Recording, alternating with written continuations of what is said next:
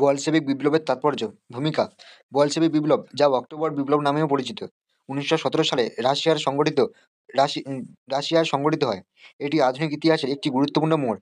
বিপ্লবটি শুধু রাশিয়ার অভ্যন্তরীণ রাজনৈতিক ব্যবস্থায় পরিবর্তন আনেনি, বরং বিশ্বের ইতিহাসে নতুন যুগের সূচনা করেছিল।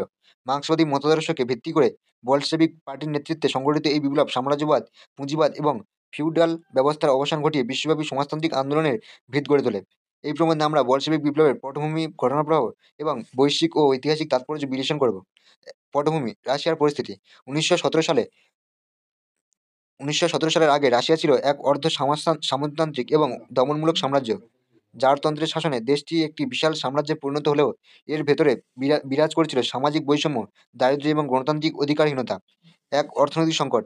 রাশিয়া মূলত কৃষিভিত্তিক অর্থনীতির উপর নির্ভরশীল ছিল, কিন্তু ফিউডাল ব্যবস্থার কারণে কৃষকরা ভূমির মালিকানা থেকে বঞ্চিত ছিল। শিল্পায়ন শুরু হলেও তা ছিল সীমিত এবং শ্রমিক শ্রেণীর শোষণের শিকার। প্রথম বিশ্বযুদ্ধ।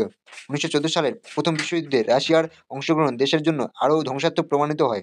সামরিক ব্যর্থতা, সৈন্য ও নাগরিকদের জীবনের অবনতি এবং খাদ্য সংকট দেশ জুড়ে অসন্তোষের সৃষ্টি করে। রাজনৈতিক অস্থিরতা।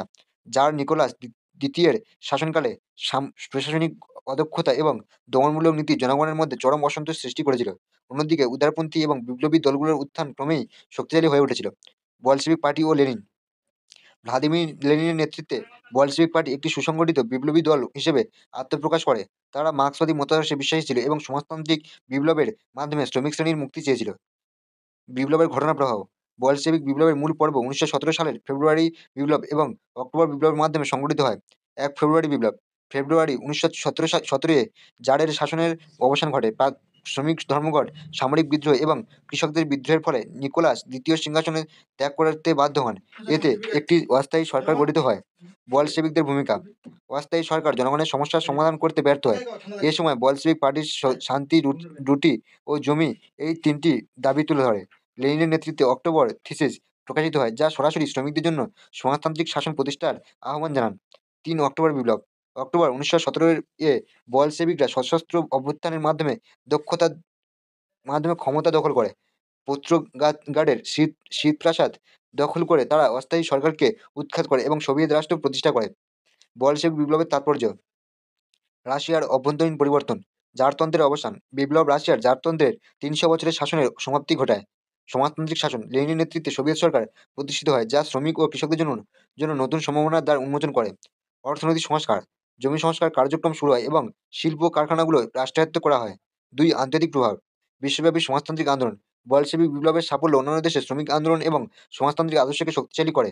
শীতল যুদ্ধের সূচনা, সোভিয়েত ইউনিয়নের উত্থান এবং সমাজতান্ত্রিক মতাদর্শের বিস্তার পরবর্তী সময়ে পুঁজিবাদী পশ্চিমা দেশগুলোর সঙ্গে দ্বন্দ্ব সৃষ্টি হয়। মতাদর্শগত প্রভাব।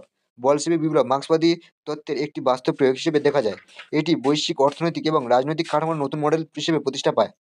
সাংস্কৃতিক পরিবর্তন। বিপ্লবের মাধ্যমে নারীর ক্ষমতায়ন, গণশিক্ষা এবং সাংস্কৃতিক পুনর্জাগরণের পথ সুগম হয়। সমালোচনা এবং সীমাবদ্ধতা। বলশেভিক বিপ্লবের পর সোভিয়েত ইউনিয়নে একদলীয় শাসন ব্যবস্থা এবং রাজনৈতিক দমনপীড়ন চালু হয়, যা অনেক ক্ষেত্রে সমালোচিত। লেনিনের পর স্টালিনের আমলে বিপ্লবের আদর্শ থেকে বিচ্যুত ঘটে। অর্থনৈতিক মডেল বাস্তবায়নের অনেক সীমাবদ্ধতা দেখা যায়। উপসংহার: বলশেভিক বিপ্লব শুধু রাশিয়ার জন্য নয়, বিশ্ব ইতিহাসের জন্য একটি যুগান্তকারী ঘটনা। শ্রমিক শ্রেণীর মুক্তি এবং সাম্য প্রতিষ্ঠার ধারণাকে কেন্দ্র করে সংগঠিত হলেও এর প্রভাব দীর্ঘমেয়াদী বিভিন্ন রকমের বিতর্ক ও সমালোচনার জন্ম দেয়।